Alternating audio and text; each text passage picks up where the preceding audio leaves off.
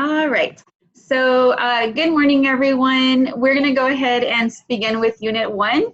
Before we begin, we'll go ahead and introduce ourselves. So my name is Ashley Bueno. I'm Rita DePady. My name is Fiba Arun.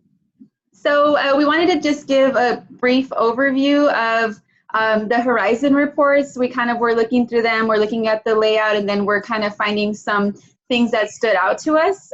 So I'm going to go ahead and begin just kind of with the layout. We were looking at more of the newer publications, and so one thing that we did notice when we were looking was just the difference even from like 2016-17 to the current reports that are out. The layout, we all agreed that was a lot easier and friendly, learner friendly, right, for the reader. We noticed that icons were added. There were 6 categories that they added as well in the beginning, and they give the breakdown and the definitions of what those are. So that made it easier for the reader because you can go to each report and, say that you're looking for fostering authentic learning. You can go to the different reports and look for the little icon of the man with like walking with a cane, right? And so that kind of gives you an idea of that's where your information that you're looking for is going to be.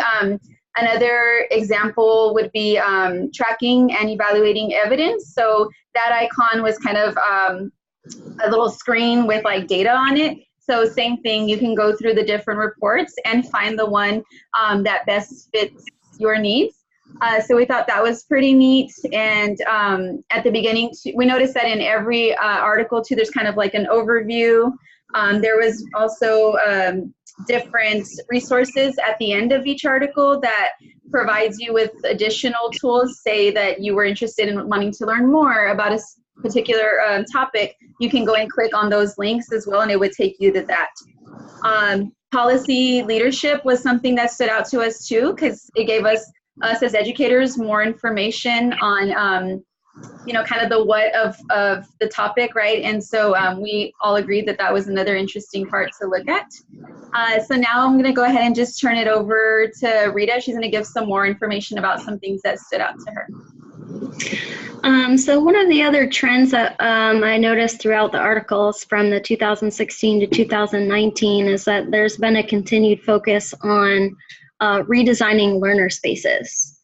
Even in the library and museum editions, it talked about redesigning the space so that it's more learner friendly. Like they talked about having maker spaces, having different types of furniture, implementing more technology into the learning spaces and things like that. That kind of stood out to me because I know at my school for us intervention teachers, we actually are getting some flexible seating this year, and we got to kind of redesign our classrooms. So I think that kind of stood out to me, and it did kind of go with our standards with the INST standard of the teacher as the facilitator, and redesigning the learning spaces to make it more student-centered learning so that the teacher is a facilitator, not just lecturing or doing all the teaching. Like the kids are doing more of the learning.